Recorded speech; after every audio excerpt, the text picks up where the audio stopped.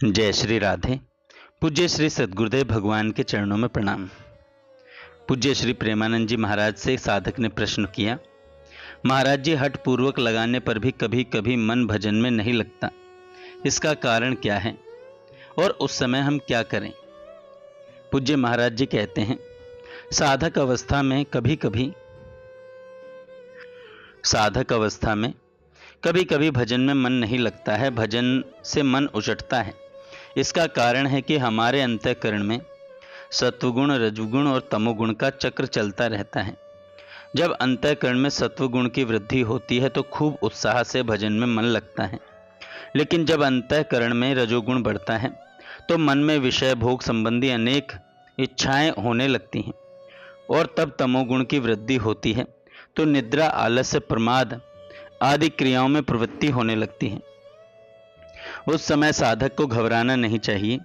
अंतःकरण में जैसी भी वृत्ति आ रही है, उस वृत्ति को आदर न देते हुए साधक को जबरदस्ती भजन करते रहना चाहिए।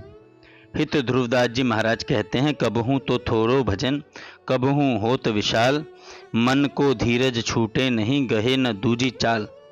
कभी कभी भजन में बहुत मन लगता है और कभी बिल्कुल नहीं लगता। जब भजन में मन न लगे तो बिना मन लगे जबरदस्ती भजन करो।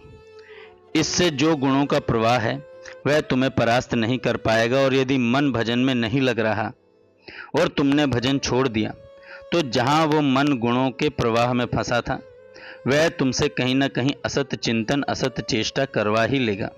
इसलिए साधक को सावधान रहना चाहिए, सदा डरते रहो। कोई रजोगुण, तमोगुण आदि की फिसलन ये हमको फिसलाकर कहीं भगवान से विमुख न कर दे। जिनका नाम तीनों लोकों का मंगल करने वाला है, ऐसे प्रभु के चरणों का सदैव चिंतन करते रहना चाहिए। रजोगुण, तमोगुण को समय नहीं देना चाहिए। हमारा मन लगे या न लगे, हमें मन की बात न मानकर एक क्षण भी भजन नहीं छोड़ना चाहिए। यदि भजन छोड़ा तो अंतःकरण में उदित दुर्वासनाएं साधक की बड़ी हानि कर देती हैं। इसलिए साधक को कभी भी मन के अनुसार नहीं चलना चाहिए, अन्यथा वह मनमुखी हो जाएगा और मनमुखी का निश्चित पतन हो जाता है। भगवान ने गीता जी में कहा है, काम कारत है, माने जो शास्त्र विधि को छोड़कर मनमाने ढंग से चलते हैं उनको सुख, सिद्धि और परागति की प्राप्ति कभी नहीं हो सकती। इसलिए शास्त्र और सद्गुरु की अधीनता स्वीकार करके उनके आज्ञा अनुसार भजन करते रहना चाहिए। दो बातों को दृढ़ता से पकड़ लो। पहला, भजनानंदी भगवत प्रेमी महात्माओं का संग, और दूसरा भजन। प्रश्न खड़ा हो जाता है कि हम कैसे जानें कि ये संत हैं। संत की पहचान करने की संत हृदय में ही सामर्थ्य है, दूसरे में नहीं। जब तक आप संत नहीं होंगे तब तक संत को पहचान नहीं पाएंगे। दूसरी बात है, जिनके संग से भजन का रंग बढ़ने लगे, जिनके संग से हमारा चित्त संसार से विरक्त होने लगे, जिनके संग से हमारे हृदय के काम विकार कम होने लगे, जिनके संग से प्रियालाल के चरणार विंदों की तरफ हमारे अंतःकरण की वृत्तियां बढ़ने लगे, वह संत है। वह चाहे पैंट शर्ट में हो, चाहे धोती कुर्ते में हो, चाहे वह दिगंबर हो, चाहे बागंबर हो, चाहे लाल वस्त्र पहने हो, चाहे पीले वस्त्र पहने हो, जिनके संग से हमारे ऊपर भगवान का रंग चढ़े और संसार का विस्मरण हो, यही संत की पहचान है।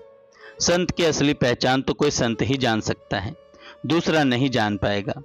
तीन बातें हैं, या तो भगवान परिचय बता दें, या वे संत स्वयं कृपा करके अपना परिचय बता दें, या तुम इतना भजन कर लो कि उस भजन बल से संत का परिचय प्राप्त करने का तुम में सामर्थ्य आ जाए। हमारा जो स्वरूप है वह अविनाशी, चिदानंदमय और अक्षय है, किसी भी स्थिति में नाश को प्राप्त नहीं हो सकता।